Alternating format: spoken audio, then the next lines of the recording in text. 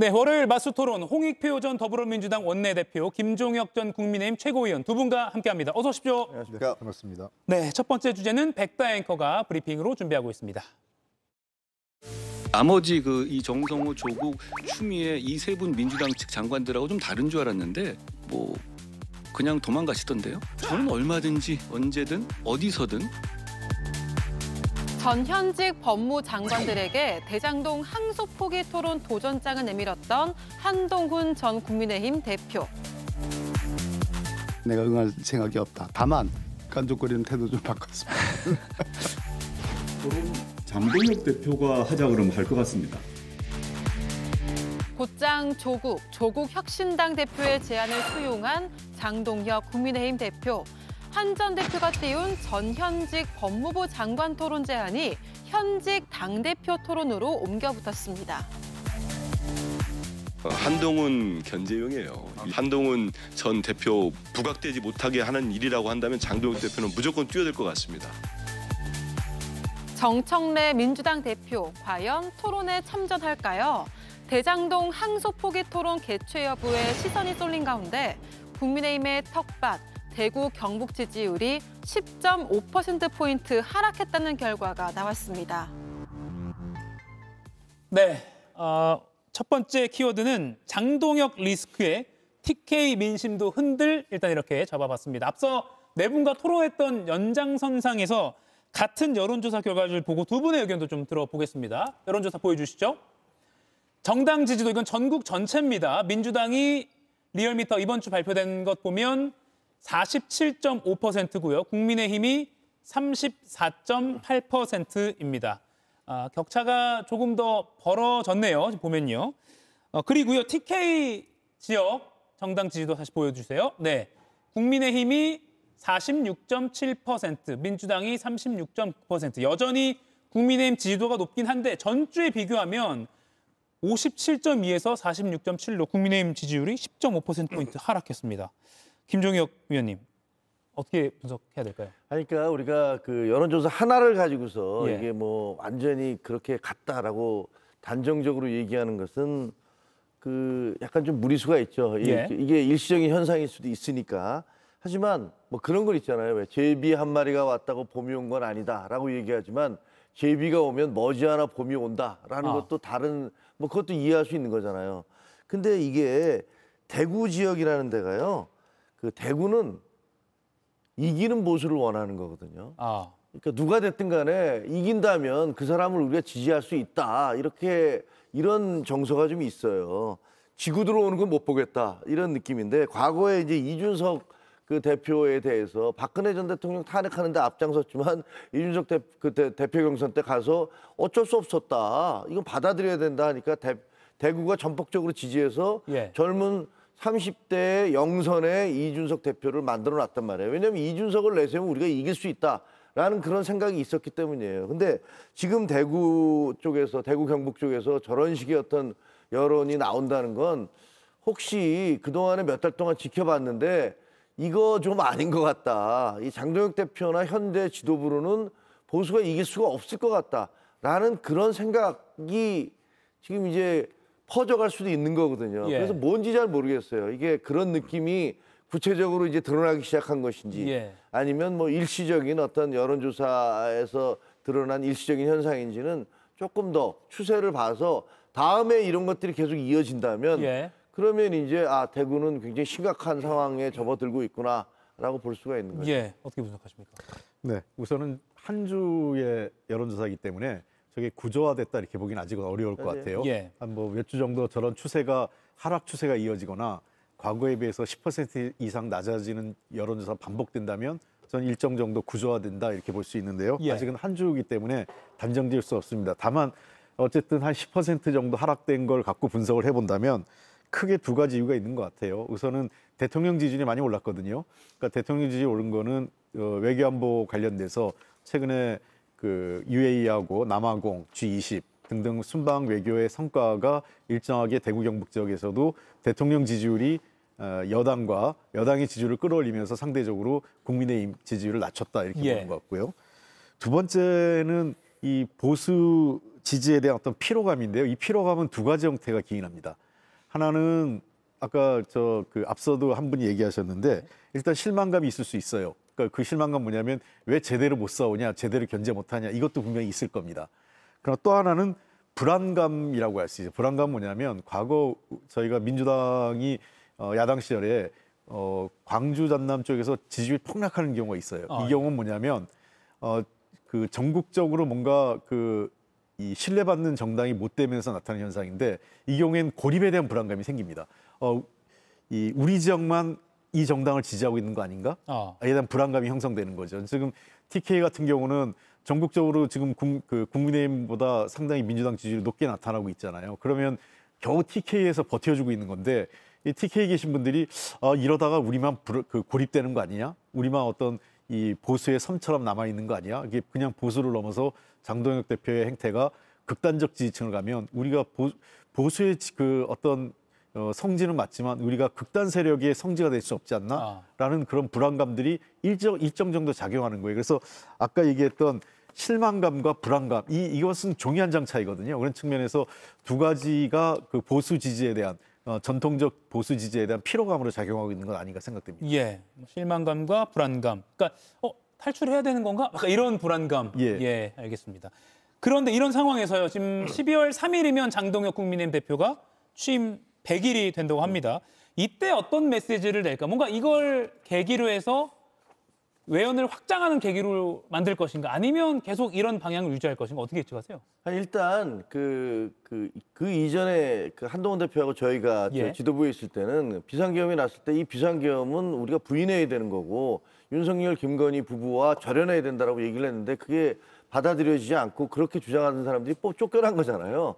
그다음에 1년이 지났는데 사실 보면 장동혁 대표가 들어선 이후에도 대선에서 졌고 장동혁 대표가 들어선 이후에도 지금 보시다시피 지지도가 오히려 떨어지는 그런 기현상이 나타나고 있어요.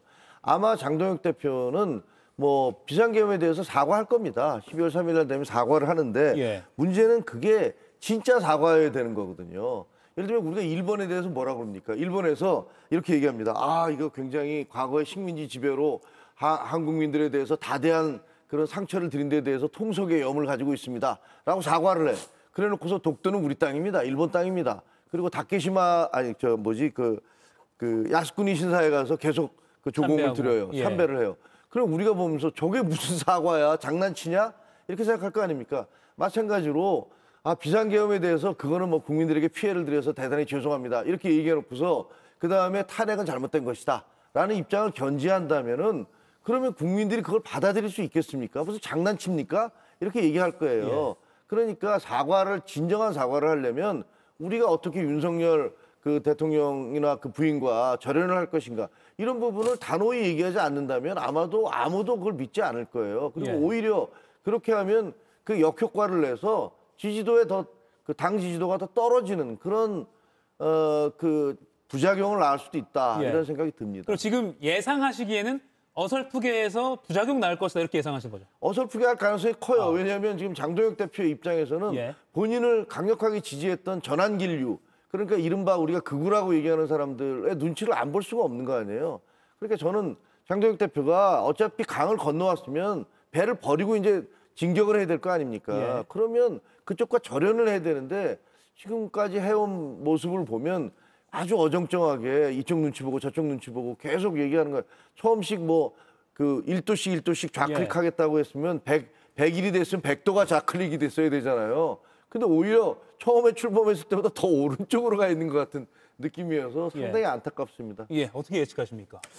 워낙 지금 김준혁 최고께서 좋은 말씀 해주셔서 조금만 덧붙인다면 장동혁 최고가 진짜 바뀌려면 이 행태에서 뭔가를 보여줘야 돼요. 말로만 바뀌었다가 아니라 그게 진정한 사과라고 할 땐 행태에서 드러나는데 탄핵 그 비상계엄과 12.3 비상계엄 잘못됐다고 하면서 윤호개인 세력 계속 옹호하고 윤석열 대통령의 관계가 어정쩡하면 아까 얘기했던 야스쿠니 신사 방문하는 거하고 똑같은 이 이미지를 주는 거죠. 그런 측면에서 저는 지금 장동혁 대표가 만나야 될 사람을 좀 잘 선별해야 될 것 같아요.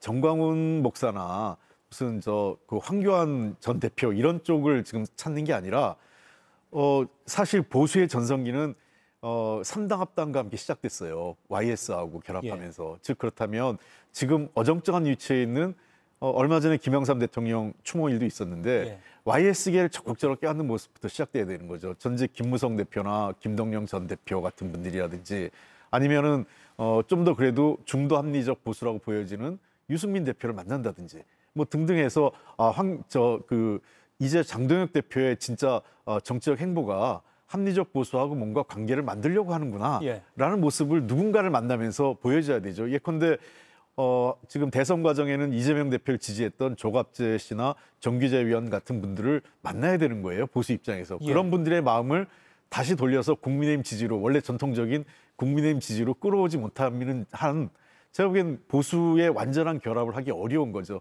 그러니까 지금 장동혁 대표 일각에서는 산토끼보다 집토끼를 먼저 하겠다고 했는데 이게 산토끼와 집토끼의 문제가 아니에요. 이건 뭐냐면 이미 그 둘 관계는 잘못하면 집토끼와 산토끼가 아니라 하나는 뭐라 할까요? 사자와 뭐 그 어떤 초식동물의 관계라고 할까? 사자를 우리에 놓는 순간 초식동물은 돌아오지 못하는 거예요. 그런 측면에서 그 어느 세력과 먼저 해야 될 건지, 어느 세력과 하는 것이 국민의힘의 미래를 보아야 될지, 단기적으로는 아마 윤어게인 세력을 절연하는 순간 지지율이 좀 빠질 수 있어요. 그러나 저는 선거 국면으로 갈 때 본격적인 선거 국면이 다가갈수록 지지율이 훨씬 더 탄력을 붙는 게 그쪽이라고 봅니다.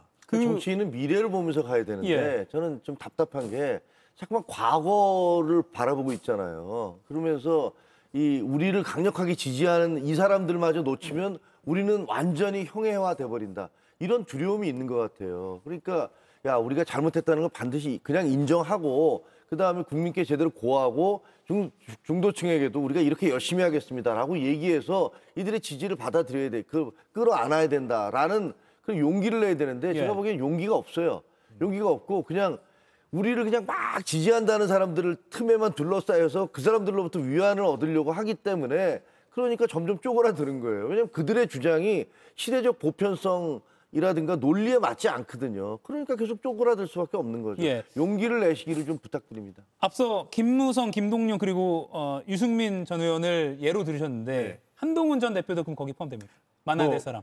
만나는 게 맞는데 제가 그것까지는 지금 뭐 장동혁 대표가 이건 노선의 문제가 아니라 약간의 개인적 감정의 문제가 있으니까 그럼 뭐 좋아요. 그것까지 뭐 이래라 저래라 하기 뭐 하는데 순서상 어쨌든 그런 보수의 합리적 보수나 개혁적 보수의 상징성이 있는 분들을 만나야 되는 거죠. 그리고 대구 경북의 지지율을 회복하려면 저는 그랬으면 좋겠어요. 지금 국민의힘이 대구 경북 정당이라고 하는데 대구 경북의 그 차세대 리더도 안 보여요. 그러니까 대구 경북에 늘 지금 4선, 5선 뭐 이렇게 하면서 그냥 그 대구 경북의 그 맹주로서 근데 전국적 인지도는 거의 없는 분들로 그냥 채워져 있단 말이에요. 그냥 직업이 국회의원이에요. 이렇게 해가지고는 안 되는 거예요. 대구에 사실 보수의 맘단이 같은 사람이 나와야 되는 거예요. 보수의 맘단이 뉴욕에서 선풍적으로 그런 식으로 그 뭔가 보수를 내가 대구 경북에서 날 밀어주면 내가 국민의힘을 바꿔버리겠다.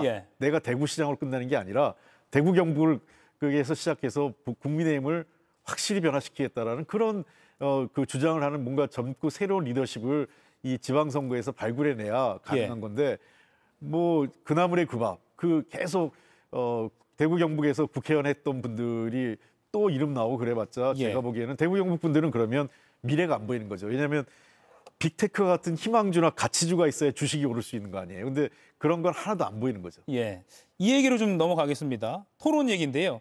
대장동 항소 포기 관련해서 한동훈 전 대표가 사실 조국혁신당 대표에게 제안을 했는데 장동혁 대표와 조국 대표가 합치가 됐습니다. 일단은 실제 성사가 될까요? 아직은 성사가 됐다라고 말하기엔 좀 섣부른 것 같아서요. 저는 안 될 것 같아요. 안 될 것 같다. 왜냐하면 말만 저렇게 하지 실질적으로 예를 들면요. 그 정청래 대표가 응하겠습니까? 정청래 대표 입장에서는 조국 대표가 상당히 좀 서운할 거예요. 아니 이거 대장동 사건은 조용히 넘어가야 되는데 덮어야 되는데 왜 자꾸 논란을 불러일으키느냐. 그러면 거기서 4명이 끼어든 거 아니에요 지금. 조국, 장동혁, 그때 정청래 대표까지 하자 그랬더니 이준석 대표도 아니 그러지 말고 2대2로 합시다. 그래갖고 4명이 끼어들게 되면 이게 계속 어쨌든 논란이 될 거 아닙니까? 이런 식으로 대장동 사건에 대해서 계속 논란이 확산되는 걸 민주당 입장에서 원하겠습니까? 괜히 긁어 부스럼 만든다고 조국 대표에 대해서 섭섭한 마음을 가질 것 같고요. 응하지도 않을 것 같아요. 그리고 그 좀 속된 말로 아니 메시 같은 공격수, 그다음에 손흥민 같은 공격수 빠진 김 빠진 맥주 같은 토론회가 되면 실질적으로 가장 강력한 그 공격수가 한동훈이었잖아요. 한동훈 전 대표가 계속 그것을 문제 삼고 그다음에 그 언론사에 나가서 토론을 계속했다. 그 앵커들하고 계속 얘기를 하면서 이걸 확산시켰는데 그 당사자는 빼놓고 나머지 사람들끼리 모여서 토론을 하겠다고 하면 이게 무슨 진짜로 김 빠진 맥주가 되지 않겠습니까? 예. 저는 이제 정치의 수준이 갈수록 떨어지는 것 같아요. 이런 걸 볼 때마다. 왜냐하면 사실 한동훈 대표가 저 토론 제안할 때 핵심 내용은 7,400억에 관련된 그 추징금을 민사소송으로 가능하냐 이 문제 갖고 따져보자. 가능하다고 하는데 난 안 된다 이렇게 하면서 하는 거였거든요. 예. 그러니까 실질적인 내용은 굉장히 실무적인 내용이었어요. 그러니까 이게 당대표들이 나설 토론이 아닙니다. 저는 기껏 한다면 뭐 각 당의 법사위 관계자들이나 법률 전문가들이 나와서 뭐 이런 뭐 JTBC나 이런 방송사에서 주관한 토론에서 할 만한 주제죠. 기왕에 뭐 장동혁 대표나 정청래 대표, 조국 대표, 뭐 이준석 대표까지 포함해서 당대표 관련되면 내년도 신년에 대한민국 정치 어디로 가야 되나 이런 정도의 토론을 해볼 만하다고 봐요. 필요하면. 그러니까 이게 그 대표들이 해야 될 토론과 대표가 아닌 그 실무자들이 해야 될 토론을 구분 못하면서 이게 당대표급이 해야 될 토론은 전혀 아닙니다. 이게 왜 이 해야 될 것과 하지 말아야 될 것, 그리고 또 다른 누군가 해야 될 것을 구분 없이 그냥 뭐 이렇게 막 하는 거는 저는 좀 답답해요. 이런 것들을 볼 때마다. 실제 실현 가능성도 높지 않아 보여요. 왜냐하면 실제 하게 되면 뭐 절차와 방식, 세부적인 방안, 그럼 방송사를 어디로 할 거냐, 뭐 아니면 방송사가 아니면 유튜브로 할 거냐, 또 방송사도 이게 뭐 그 내년 지방선거 얼마 앞두 십전이 아니기 때문에 형평성 때문에 어떻게 맞추냐 이거 골치 아파요. 그리고요 아마 조국 대표 쪽에서 대장동뿐만이 아니라 검찰 개혁을 비롯해서 전국 전반에 대해서 토론하자 이런 식으로 얘기를 할 겁니다. 그러면서 의제 협정이 안 될 거예요. 그럴 가능성이 매우 농후합니다. 저는 차라리 뭐 이런 방송사에서 내년 그 2026년 대한민국 정치 어디로 가나 이런 거에서 자유롭게 토론하게 하는 게 맞아요. 당대표급의 토론이라면. 글쎄 그 세 분이 나와서 내년에 대한민국의 정치 미래를 얘기하실 수 있을지는 잘 모르겠습니다. 왜냐하면 그동안에 해오신 말씀들이 워낙 파괴적인 말씀들을 많이 하셔서. 아니 저는 뭐 그게 누가 그 사람이 자질이 있냐 없냐에 대한 각자 판단이 있지만 최소한 각 당의 당대표라면 그 정도의 주제를 갖고 토론을 해야 된다는 겁니다. 참고로 저희 코너 이름이 맞수 토론이기 때문에 저희는 언제든 열려 있습니다. 이가혁 라이브를 시청해 주셔서 고맙습니다. 이가혁 라이브는 평일 오후 5시 TV와 유튜브로 실시간으로도 함께 하실 수 있습니다.